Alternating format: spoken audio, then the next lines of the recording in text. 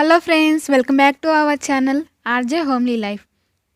ఇవాళ మనం ప్రిపేర్ చేయబోయే రెసిపీ అదే అందరూ ఇష్టంగా చాలా ఈజీగా తయారు చేసుకునే రవ్వ కేసరి. ఈ రవ్వ కేసరిని సింపుల్గా ఎలా ప్రిపేర్ చేసుకోవాలో నేను మీకు చూపించబోతున్నాను. ఇప్పుడు ముందుగా మనం స్టవ్ ఆన్ చేసి ప్యాన్ పెట్టుకొని ఇప్పుడు అందులో 2 టేబుల్ స్పూన్ల నెయ్యిని వేసుకోవాలి.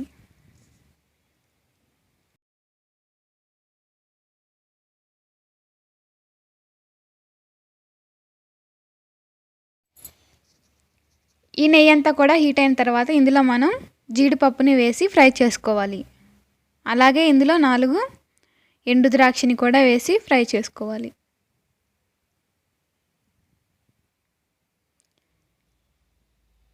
ఇవి కలర్ చేంజ్ అయిన తర్వాత వీటిని తీసి మనం ఒక ప్లేట్లోకి ట్రాన్స్ఫర్ చేసుకోవాలి. ఇప్పుడు అదే ప్యాన్లో మనం 1 కప్పు బొంబాయి రవ్వని వేసుకోవాలి. ఈ రవ్వ అంతా కూడా నెయ్యిలో మిక్స్ అయ్యేలాగా మొత్తం మనం బాగా కలుపుకోవాలి. మనం మంటని లో ఫ్లేమ్లో పెట్టుకొని మాత్రమే ఈ ప్రాసెస్ని చేసుకోవాలి. ఇలా రవ్వని వేసిన వెంటనే మనం గరిటె పెట్టి కలుపుకుంటూ ఉండాలి, లేదంటే మనకి రవ్వ అనేది వెంటనే మాడిపోతుంది.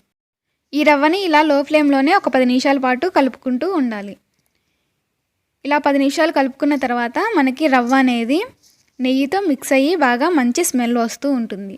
ఆ టైంలో మనం స్టవ్ని ఆఫ్ చేసేసి ఈ రవ్వని ఒక ప్లేట్లోకి ట్రాన్స్ఫర్ చేసుకోవాలి. ఇప్పుడు మరొక కళాయిని తీసుకొని స్టవ్ ఆన్ చేసుకొని మనం ఏ కప్పుతో అయితే బొంబాయి రవ్వని తీసుకున్నామో అదే కప్పుతోటి 3 కప్పుల వాటర్ని తీసుకోవాలి.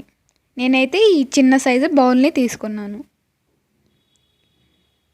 ఇలా 3 కప్పుల వాటర్ని యాడ్ చేసిన తర్వాత మంటని మీడియం ఫ్లేమ్లో పెట్టేసుకొని ఈ వాటర్ అంతా కూడా చూసారు కదా, ఇలా బబుల్స్ వచ్చే వరకు వీటిని బాయిల్ చేసుకోవాలి. ఇప్పుడు ఇందులో 1/2 టీ స్పూన్ కలర్ని యాడ్ చేసుకోవాలి.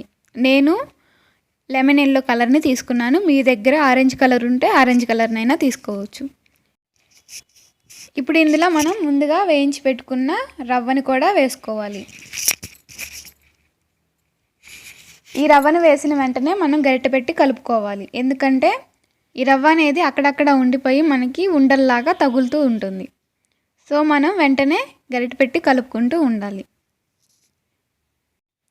ఇలా మొత్తం కలిపేసుకున్న తర్వాత దీని మీద మనం ఇప్పుడు మూతను పెట్టేసుకుందాం. ఇలా మూతను పెట్టేసి ఇప్పుడు వీటిని మనం జస్ట్ ఒక 5 మినిట్స్ పాటు ఉడికించుకోవాలి. 5 నిమిషాల తర్వాత మూతను తీసి మళ్ళీ ఒకసారి మొత్తం మనం కలిపేసుకోవాలి. ఈ రవ్వ అంతా కూడా దగ్గర పడింది కదా, ఇప్పుడు ఇందులో మనం 1.5 కప్పు పంచదారని వేసుకోవాలి. మనం 1 కప్పు రవ్వను తీసుకుంటే 1.5 కప్పు పంచదారని వేసుకోవాలి. అలా వేసుకుంటేనే మనకి టేస్ట్ అనేది కరెక్ట్గా సరిపోతుంది. మనం ఎప్పుడైనా రవ్వని బాగా ఉడికించుకున్న తర్వాతే పంచదారని వేసుకోవాలి. రవ్వని సరిగా ఉడికించుకోకుండా మనం పంచదారని కనుక వేసినట్లయితే రవ్వ అనేది మనకి సరిగా ఉడకదు, అలానే రవ్వలానే ఉండిపోతుంది. ఈ షుగర్ అంతా కూడా మిక్స్ అయిన తర్వాత ఇప్పుడు మనం మ్యాష్ చేసుకున్న 4 ఇలాచీని వేసుకోవాలి. అలాగే మనం ఇందాక వేయించి పెట్టుకున్న డ్రై ఫ్రూట్స్ని కూడా వేసుకొని బాగా కలుపుకోవాలి. అంతే, స్టవ్ ఆఫ్ చేసుకొని సర్వింగ్ బౌల్లోకి సర్వ్ చేసుకోవటమే. చూసారు కదా, రవ్వ కేసరిని ప్రిపేర్ చేసుకోవడం ఎంత సులువో. ఈ ప్రొసీజర్లో చేస్తే రవ్వ కేసరి చల్లారిపోయినా కూడా మనకి సేమ్ టేస్ట్లో చాలా బాగుంటుంది. ఈ వీడియో మీకు నచ్చితే లైక్ చేయండి, షేర్ చేయండి, అలాగే మీ ఫ్రెండ్స్కి కూడా షేర్ చేయండి. అలాగే నా ఛానల్ని సబ్స్క్రైబ్ చేసుకోవటం మాత్రం మర్చిపోవద్దు.